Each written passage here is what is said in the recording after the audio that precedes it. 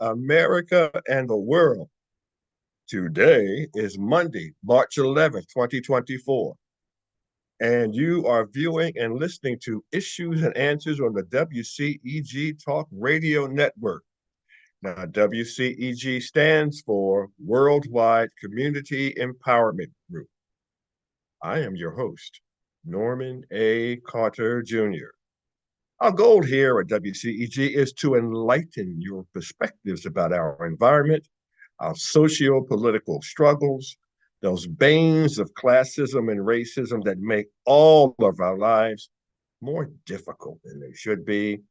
And in so doing, our hope is to bring us all together in a human tapestry of brotherhood and sisterhood, bound together by threads of understanding, respect, and tolerance of our physical, racial, and religious differences. It's a lot. Now, if you're currently watching, we thank you. Thank you. Inform your neighbors, friends, and associates that we can be viewed live via YouTube, Facebook, LinkedIn, Twitter, Instagram, and over streaming devices such as Roku. Podcasts are available on Apple, Google, Amazon, Spotify, and JioSaavn, that's India platforms. All of our programs are archived on YouTube. And you can go to YouTube, look up Issues and Answers at WCEG, and you can watch us anytime, and that's anybody. And it's all free. It's all free. Check it out. So please understand that the topics and opinions on Issues and Answers are those of the host and my guest host, which I don't have today, and not the subject, and not the WCEG network. So let's get moving on this installment of Issues and Answers. I'd like to pick up on where I left off at my last broadcast. Lift every voice and sing, till earth and heaven rings. Ring with the harmonies of liberty. Let our rejoicing rise high as the listening skies. Let it resound loud as the rolling sea. That resounding loud as the rolling sea reminds me of the Israelites walking around Jericho. And with the shout, they were able to tear down the walls of Jericho. Let it resound loud as the rolling sea. Man, what words? We'll get a little bit more into that later. First of all, on this beautiful day, let's talk about tomorrow. The sun will come out tomorrow.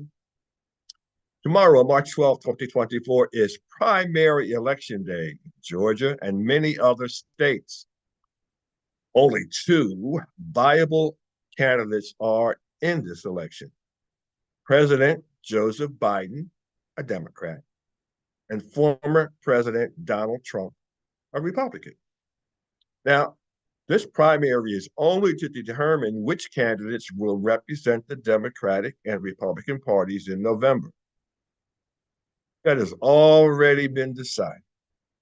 But it's important that everyone who was able to vote votes.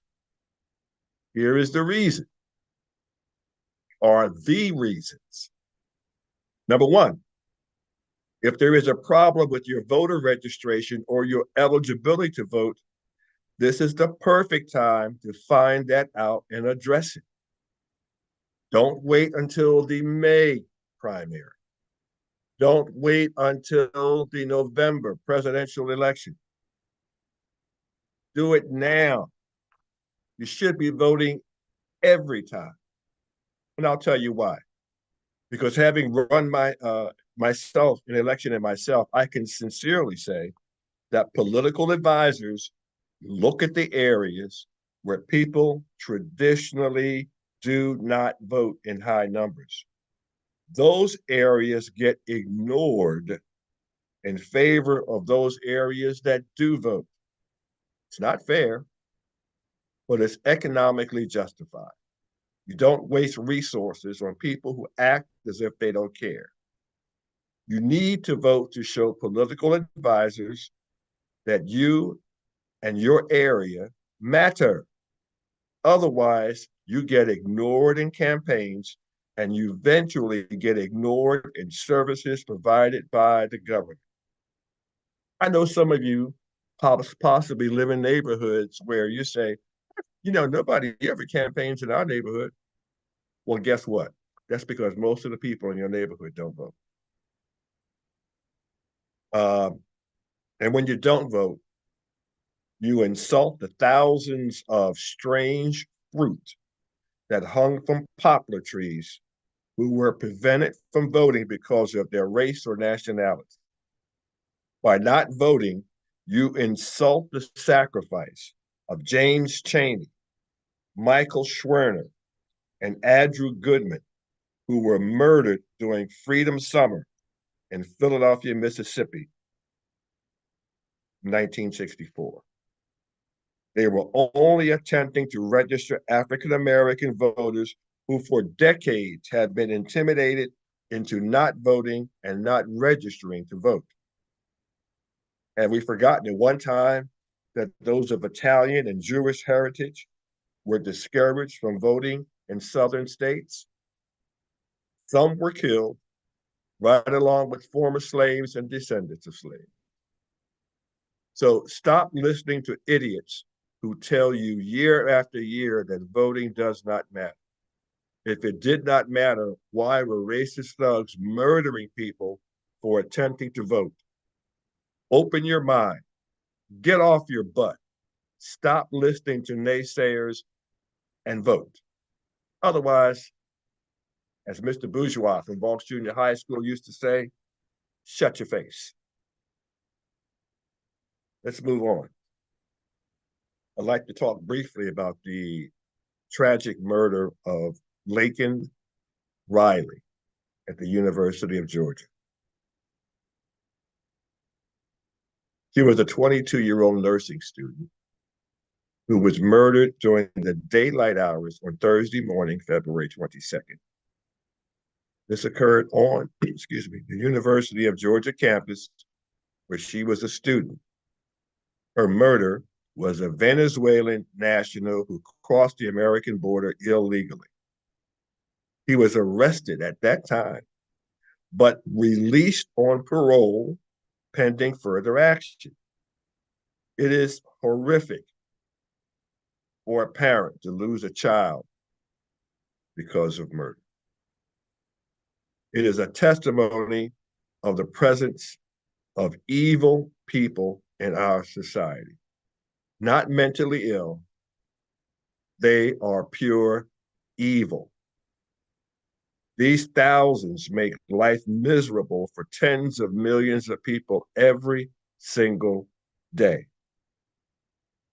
Now, today, insensitive and pragmatic Republican politicians are trying to make political hay due to this horrific event. Just the other day, did you hear Donald Trump making the horrific statement that this murder would not have happened if he were president? Was he going to stand at the border? Was he going to establish a law to prevent illegal border crossings? And here is something I heard President Biden say, and I said last week and before. We can get so upset about one murder, and I'm telling you, murder had touched my family, so I understand that. And it's something to get upset about. But why don't we get upset about the thousands of murders committed every year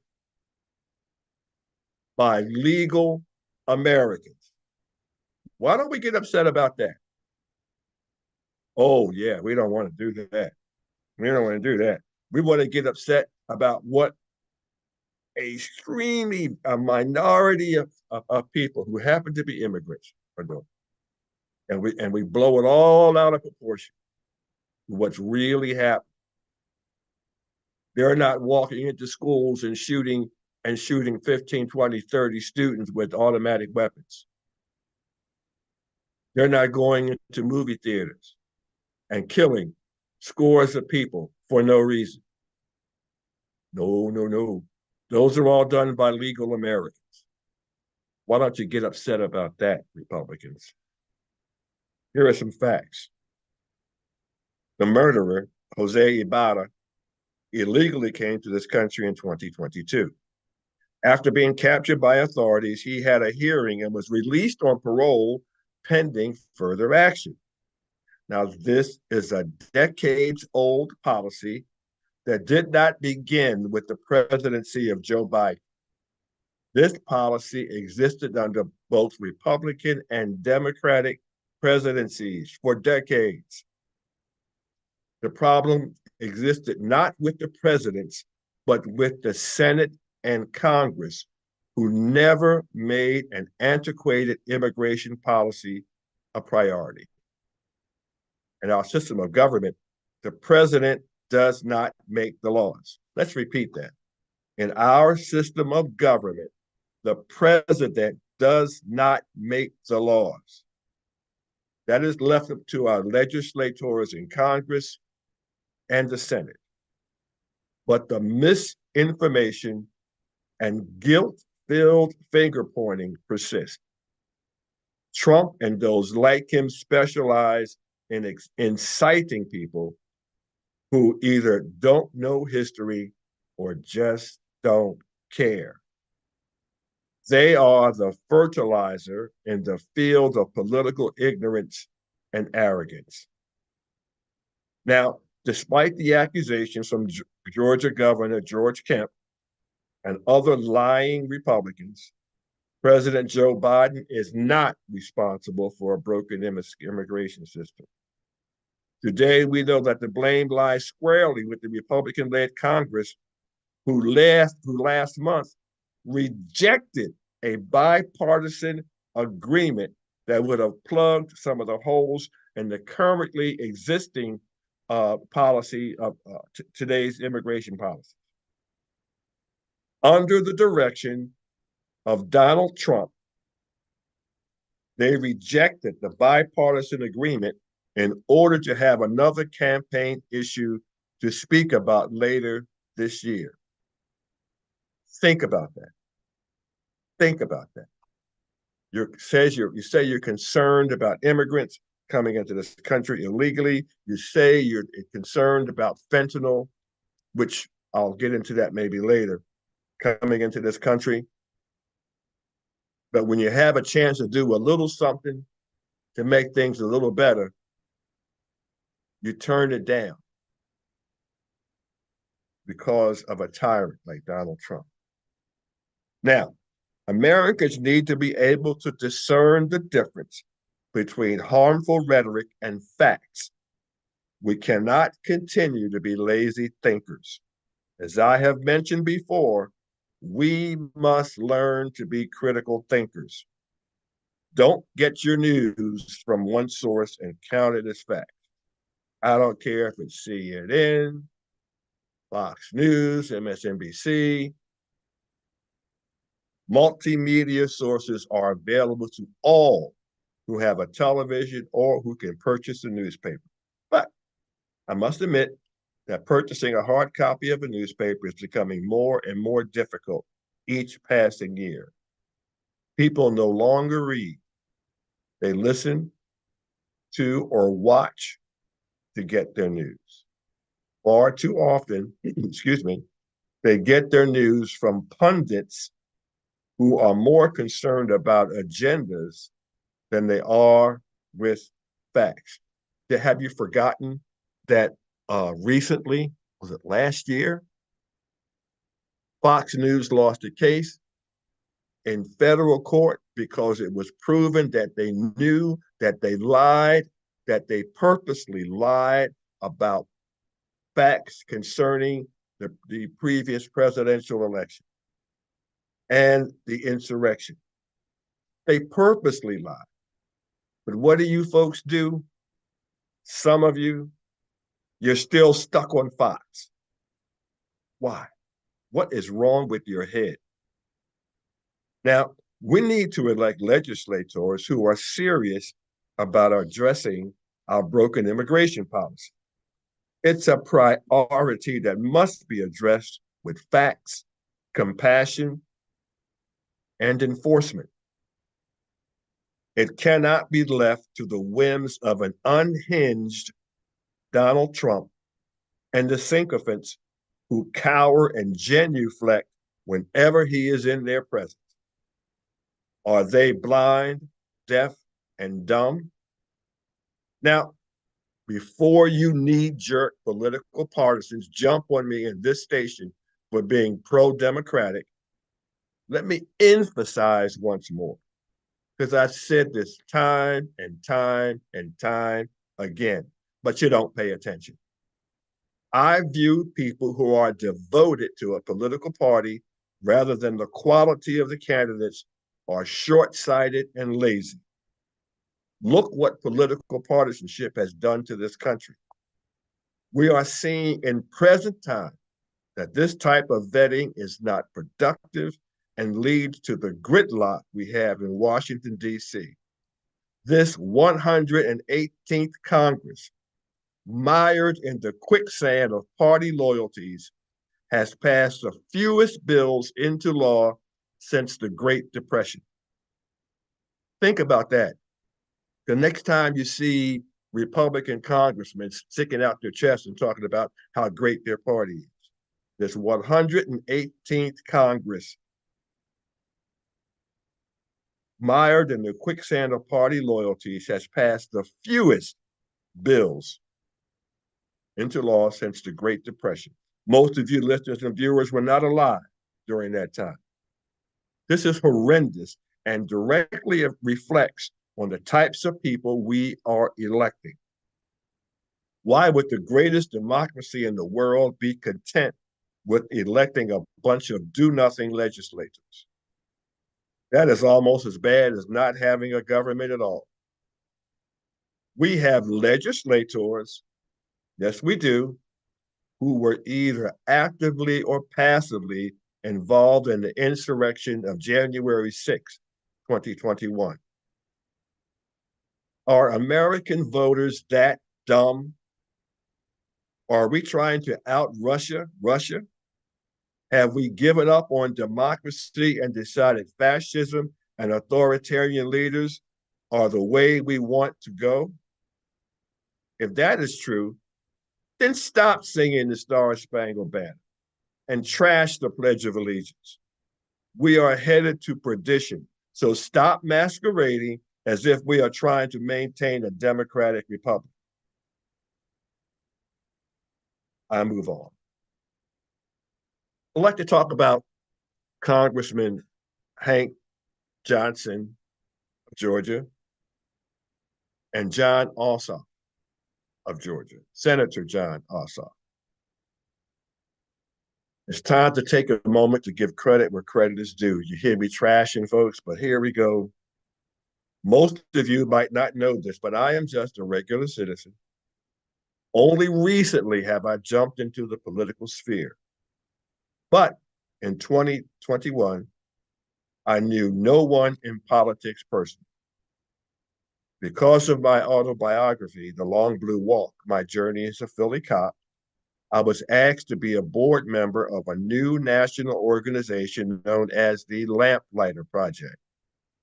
This organization is comprised of present and former law enforcement officers who have experienced corporately sanctioned retaliation for exposing serious violations of policy and law by their coworkers. On April 24, 2021, I wrote a letter and addressed it, here I go name calling, to Senators Bob Casey of Pennsylvania, Senator Mitch McConnell, Kentucky, Senator Raphael Warnock, Georgia, Senator John Ossoff, Georgia, and Senator Charles Chuck Schumer, Congressman Charles Chuck Schumer of New York. This letter was asking for their support in drafting legislation to protect whistleblowers and law enforcement. I even sent each a copy of my autobiography and volunteered to sit before any committee they would establish to investigate and render legislation concerning this issue. Now I'm going to read an excerpt of the letter I sent to Senator Raphael Warnock. Senator Warnock, I am sending this copy of my autobiography to you because you are a man of faith and one who has championed the plight of the poor and disenfranchised. My concern is that when it comes to police reform, no government official ever invites and listens to police officers such as I, who have served honorably and understand the internal impediments in police departments that can stymie the most sincere attempts to reform policing. I understand that you are very busy. My hope is that you or your designee will take the time to read through this revealing chronicle about the embedded administrative inertia and the negative peer pressure that are in policing and how they are practiced.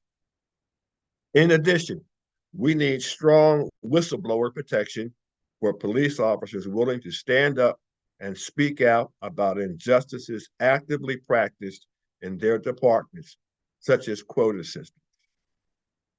Sadly, only Senator John Ossoff sent me a written letter, not an email, in response to my letter. He was very supportive. We often hear politicians who run for office talk about how they will be responsive to each and every citizen. This is an example of how unresponsive many politicians can be. Something as serious as public safety gets no response.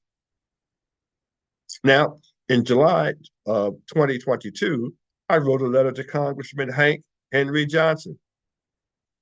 Hank Johnson of Georgia's 4th Congressional District. I do not live in his district. This letter was to ask his support for House Resolution 6762, or Special Inspector General for Law Enforcement Act. A portion of this act would protect whistleblowers and law enforcement. I also sent him a copy of my autobiography. Now, I received calls and directions, from his local office in Decatur, Georgia. When my letter and book arrived to his Washington, D.C. office, I received an email from his administrative assistant. And on July 18, 2022, Congressman Hank Johnson signed on as a sponsor to this bill. This is responsiveness that is so much lacking in our leaders. I commend Senator John Ossoff and Congressman Hank Johnson for their responsiveness to a lowly citizen with an important concern. And I will tell you right now that neither Senator John Ossoff or Congressman Hank Johnson were aware that I would be talking about them today.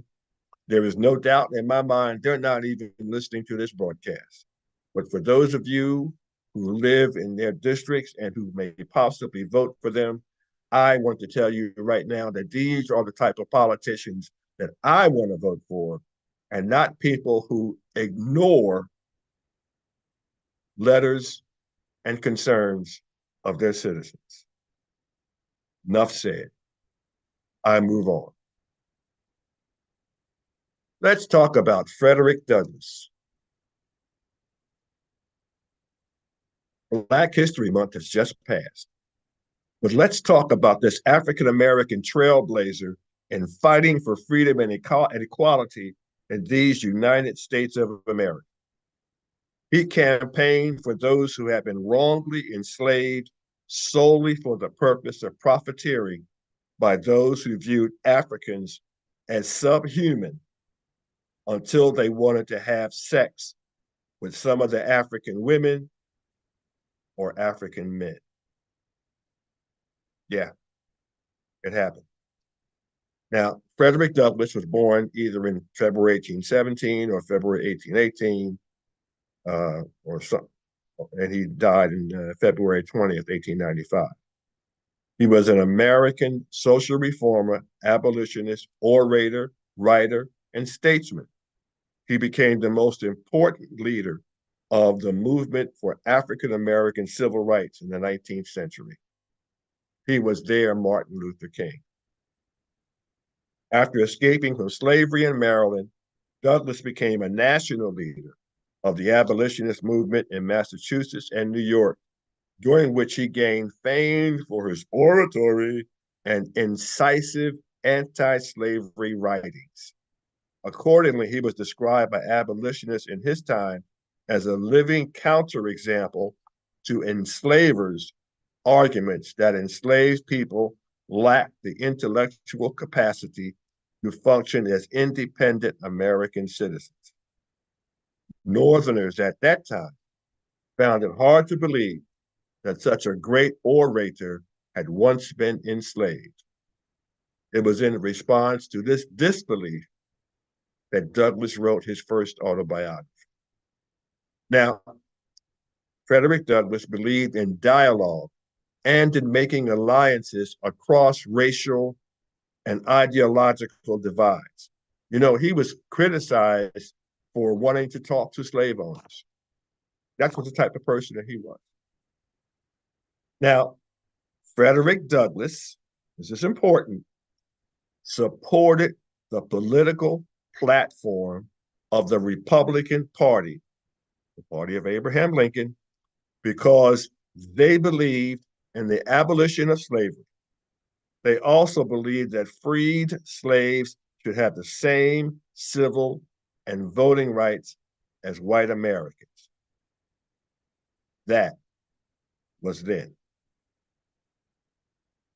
God of our weary years, God of our silent tears, thou who hast brought us thus far on the way, thou who hast by thy might led us into the light, keep us forever in the path we pray, lest our feet stray from the places, our God, where we met thee, lest our hearts, drunk with the wine of the world, we forget thee.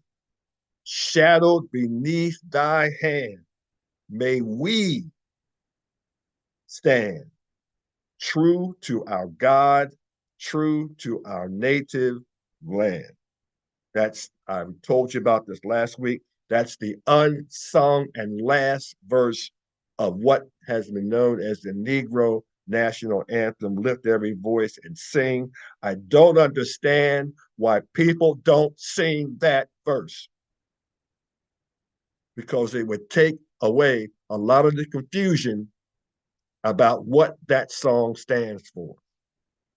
Understand, America, the newly freed slaves sang and recited this song written by James Weldon Johnson and his brother because they believed the constitutional guarantees of this country would become a reality for him. They also believed that the same God who is worshiped by all Judeo-Christians would hear their prayers and allow them to live in dignity and freedom. That's why they say true to our native land. Your native land, the United States of America, where many of them were born as slaves. Now, recently, I attended an event put on by a group of Black Republicans. This was advertised as an event to celebrate Black History Month. Its theme, honoring the past, celebrating the present, inspiring the future. Had to go to that event, had to be there. Now, after an inspiring speech by Georgia Congressman Rich McCormick, who is not African American, the event went from inspiring to bizarre. Now, before I get into the bizarreness of it all, let me quote a portion of my favorite song by Mr. Bill Withers, the late Bill Withers. The song is entitled You. I'd like for all of you, when you have an opportunity, to go to YouTube and listen to the words to this song. But the portion that's appropriate for right now, talking about this group of Black Republicans and their speeches, which we'll talk about later, it goes like this. Hey, now you're talking right to me, but you really ain't saying a thing. You're pouring muddy water on me, trying to convince me it's rain. Now you're talking to me crazy, but you're trying to make me feel insane. Oh, Lordy, feel insane. Part of what they did at this event was to demonize any Blacks who are Democrats. Yeah, they did. Now, first, we had someone speak about Georgia U.S. Congresswoman Marjorie Taylor Greene as if she were a Mother Teresa. He sang or talked about the praises of this woman and all that she had done for his community. He conveniently failed to mention that until 2016, Greene was largely inactive when it came to politics. She did not vote in the 2012 presidential election or the 2014 midterm elections. But when Donald Trump hit the campaign trail for the 2016 presidential race, she found him refreshingly down to earth.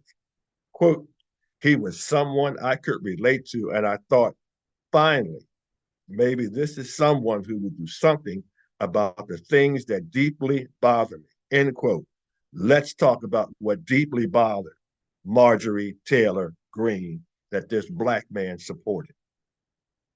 She is a QAnon devotee, which is a national group of Looney Tune conspiracy creators who actively participated in the insurrection of January 6, 2021. He didn't talk about that. She is a Holocaust denier who, due to public outrage about her statements refuting the facts of this industrialized murder of millions, reluctantly visited a Holocaust museum in Washington, D.C. He didn't talk about that. Before running for Congress, she supported calls to execute. Listen to this. She supported calls to execute prominent Democratic Party politicians, including Hillary Clinton and Barack Obama. He didn't talk about that. As a congresswoman, she equated the Democratic Party with Nazis and compared COVID-19 safety measures. COVID-19, which killed over 360,000 people in America. She compared those safety measures to the persecution of Jews during the Holocaust. She later apologized for making that a comparison. But you know what? That's an apology that has the consistency of water. During the 2022 Russian invasion of Ukraine, Greene promoted Russian propaganda and praised Vladimir Putin. He didn't talk about that. Her assertion that Black Americans are held slaves by the Democratic Party. He didn't talk about that. She believed the September 11th attacks on this country, where thousands were killed, was an inside job. He didn't talk about that. In 2019, on a video, she is shown ridiculing, tongue-tied, a survivor of Florida's Parkland High School school shooting who was in Washington, D.C. to speak to senators about gun control. That video is on YouTube. Look it up. It's disgraceful. Marjorie Taylor Greene supported Donald Trump for president of the United States of America simply because he supported her inhumane and severely flawed ideas of what America should be. That is not only an indictment against her, but also the people who voted for her and Donald Trump, who has a Svengali-like hold on her that has blinded millions of America in the same way as Hitler blinded millions of Germans prior to and during World War II.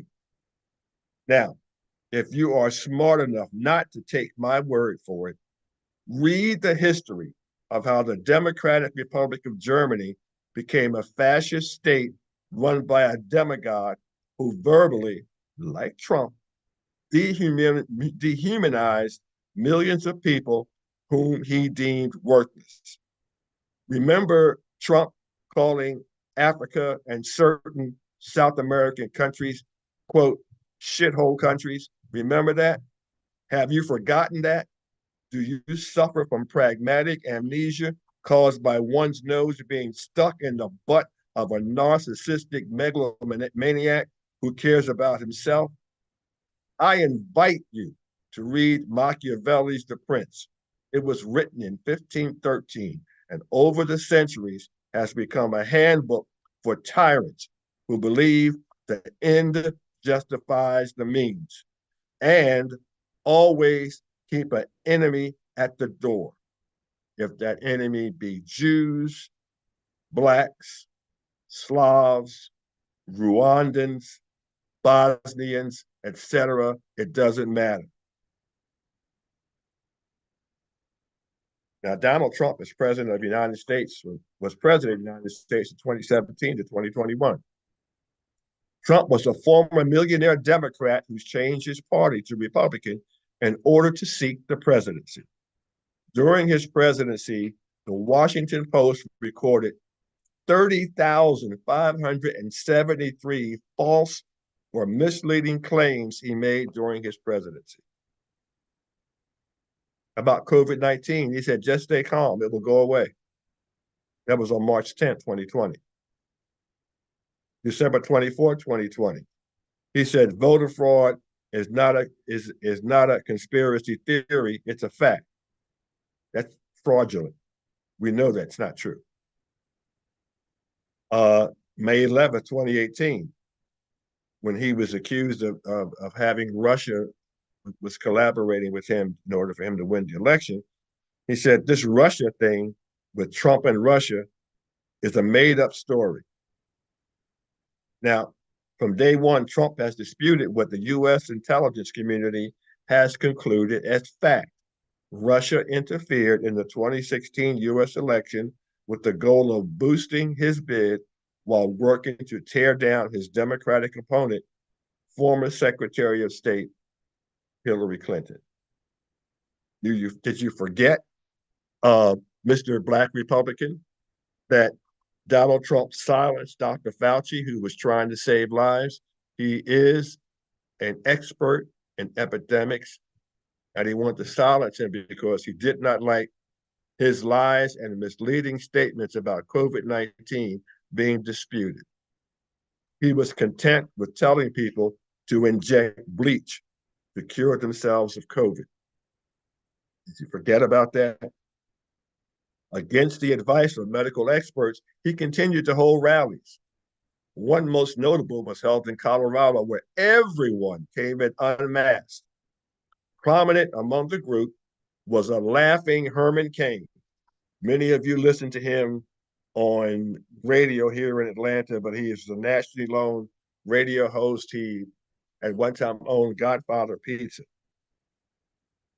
But he was laughing, unmasked, with his group of ignorant friends. Cain died from COVID shortly thereafter. Later, an African-American preacher and Trump supporter attended a crowded gathering in the White House's Rose Garden. Everyone was unmasked. This preacher caught COVID and died. Trump showed a troubling loyalty to and admiration of dictators in China, Russia, North Korea, the Philippines, and other countries. He admired Germany's Adolf Hitler. There were reports that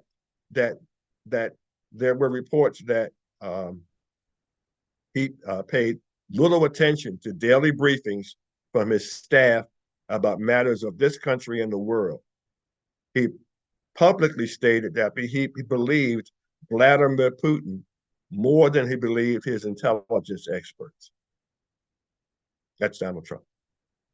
Donald Trump incited an insurrection in an attempt to throw out the results of a 2020 election he lost. His staff pursued 61 lawsuits claiming fraudulent results. He lost 60 of those suits. He tried to badger the secretaries of state of Georgia and another state to find him enough votes to overturn their election results. Those efforts failed. And those were Republican secretaries of state, his buds. He thought there are honorable Republicans with integrity. Understand that. Now, this program does not have the time to chronicle all 30,573 false and misleading statements of this former president of the United States of America. Even a juvenile with a functioning rational brain understands that the leader of this country must have a high degree of integrity and a record for truthfulness. Neither of these are indicative of the behavior of Donald Trump. Understand that disparaging Donald Trump is not an indictment of the Republican Party.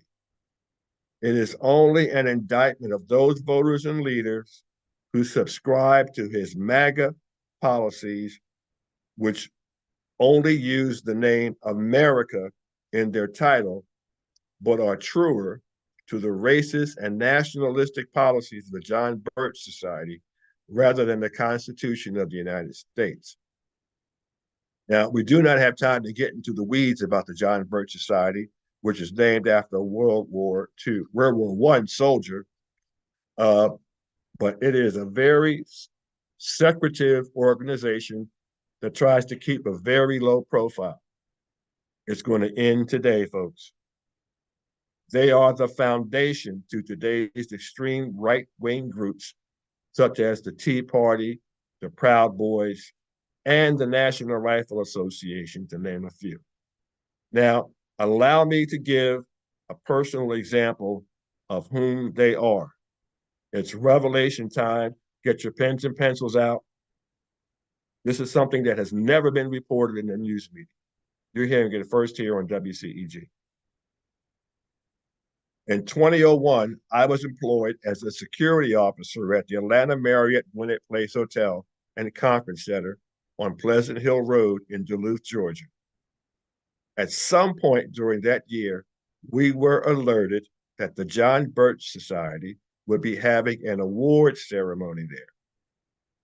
In a very uncommon request, the John Birch Society demanded that no signage be posted about their presence or the event. At their award ceremony, the hotel was mandated not to have any African American working at their event or even on the floor of their banquet. They also did not want anyone of foreign heritage on that floor or working that event. This was stupid and racist. As a result, full-time staff that did not fall into their guidelines did not work due to that demand.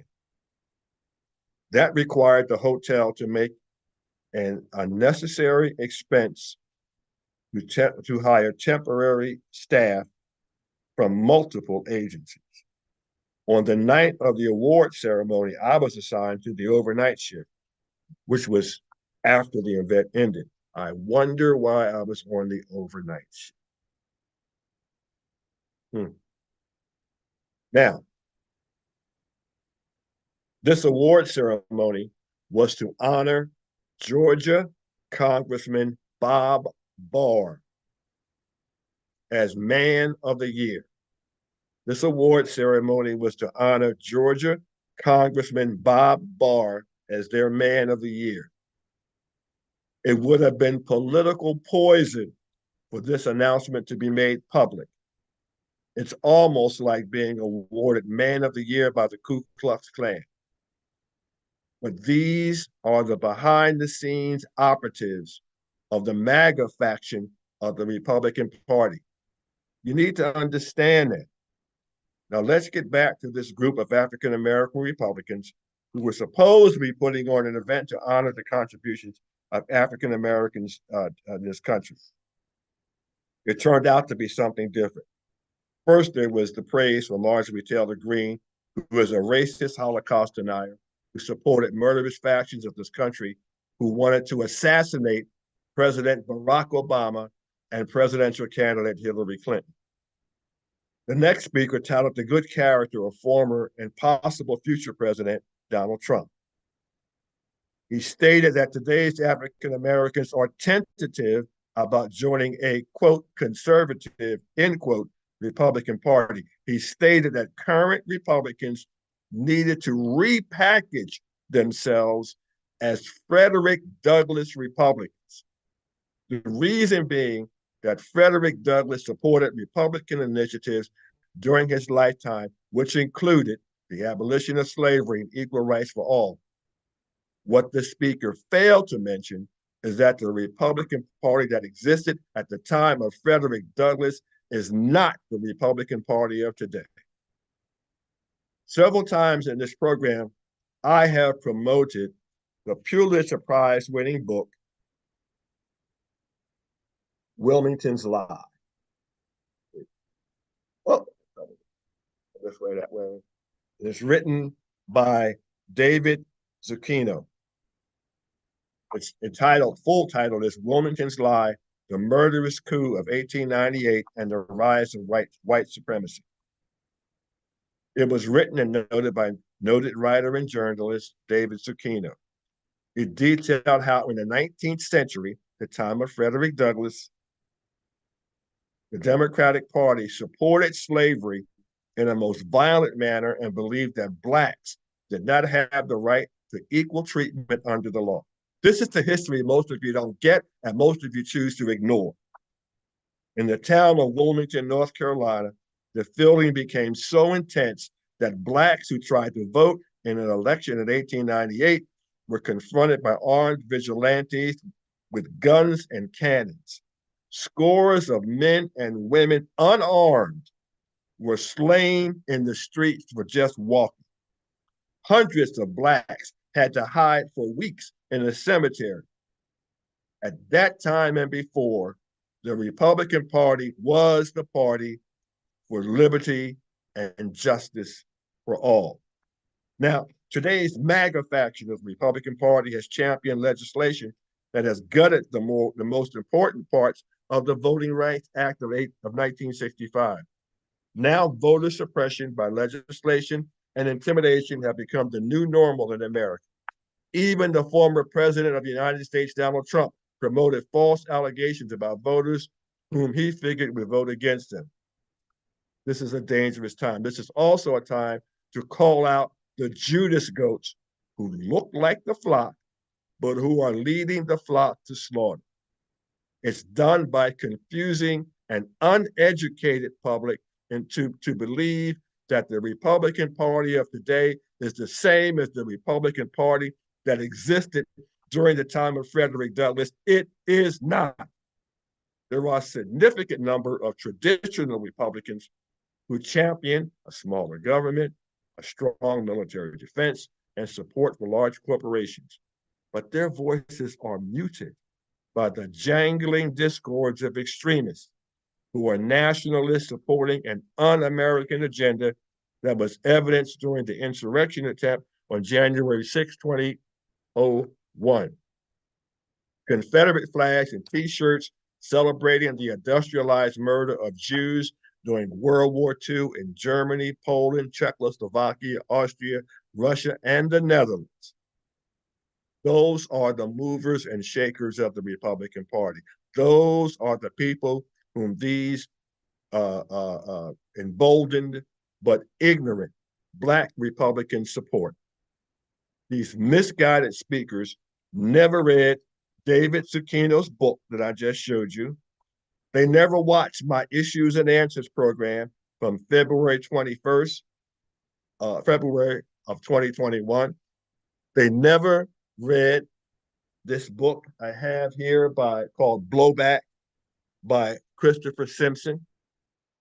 No, they don't read. They don't know history.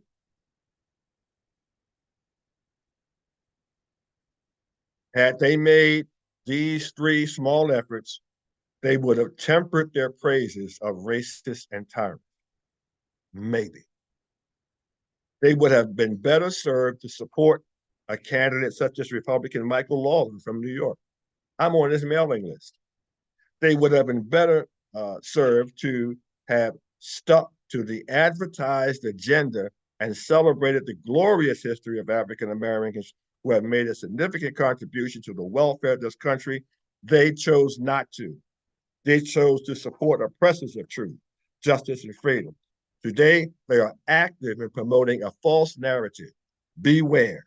Again, I want everyone to stop being stuck on certain political parties and start looking at agendas, character, and what good potential candidates can do and will do for your community and those surrounding your community. The country cannot survive demonizing races or nationalities. This melting pot whose Statue of Liberty beckons, give us your tired, your poor, your huddled masses yearning to breathe free. We move on. Now let's talk about life and death in Georgia and America. I will speak about Georgia extensively for the brief time that I have. How many of you have heard of radon gas? How many of you have friends or relatives who have suffered from or died due to lung cancer, but did not smoke? Let's talk facts. From the University of Georgia, this flyer is available to anyone who asks for it.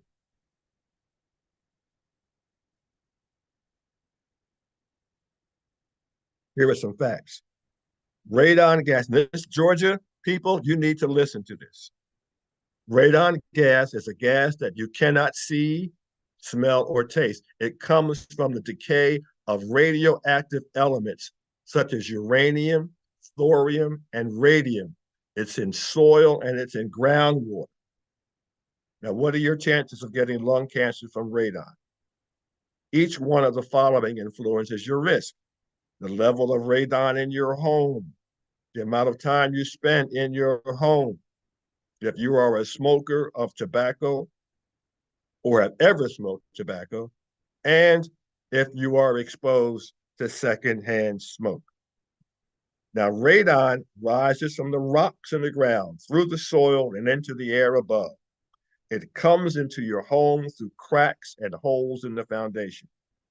Radon can become trapped in a house, whether it is new, old, has a basement, crawl space, or slab. That's just about any house. It can also be found in multifamily and high-rise buildings. Underground well water contaminated with radon can release radon gas into the house when using water. Now, here's something you don't know, and it's not talked about. Why should I be concerned about radon? Breathing radon is the second leading cause of lung cancer after smoking. Radon-induced lung cancer is likely to cause around 820 deaths in Georgia each year and about 21,000 deaths each year in the United States. Now, I don't have time to get all the way through this. I'll tell you how to get this for yourself. But this is what's important. Georgians, pay attention. Nearly 1 in every 15 homes in the United States is likely to have a high level of radon. Homes in all counties of the Georgia have tested for high levels of radon. Now, get that number. 1 in 15 homes in the United States is likely to have a high level of radon. You know what the number is for Georgia? It's not 1 in 15. It's 1 in 7. And why is it 1 in 7? It's because Georgia, the majority of Georgia, sits on a granite plate, granite, like Stone Mountain, granite. Granite is one of those substances that when it begins to decay, it brings out radon gas. That's why the number is so high in Georgia. So, ladies and gentlemen, there's much more to learn. There are ways to get rid of radon in your house. You can't get rid of it, but there are ways you can live with it, and that's by reducing the amount of radon in your house. For further information on radon gas and things that I haven't covered, please visit radon.uga.edu. I'm going to put that again. Visit radon, RADON .uga.edu. Not only can you get more information there, but you can get a test kit for your free, not free, it's $15. You can get a test kit for your home. Or you can go to your local state library and rent out take out a radon test kit. You just have to give it back to them in 2 weeks. But you can get them from your state library anywhere in the state of Georgia, or you can contact radon.uga.edu and ask for one. Ladies and gentlemen, it's been a long program. I'm running a little late. I am so happy to be with you this weekend. I hope I've been able to educate you a little bit, make you feel good, make you think, and inspire you to vote and vote wisely. I thank you for listening to this installment of Issues and Answers with me, Norman A. Carter Jr., and I'll look forward to seeing you in a couple of weeks. Take care. Have a good day. Bye-bye.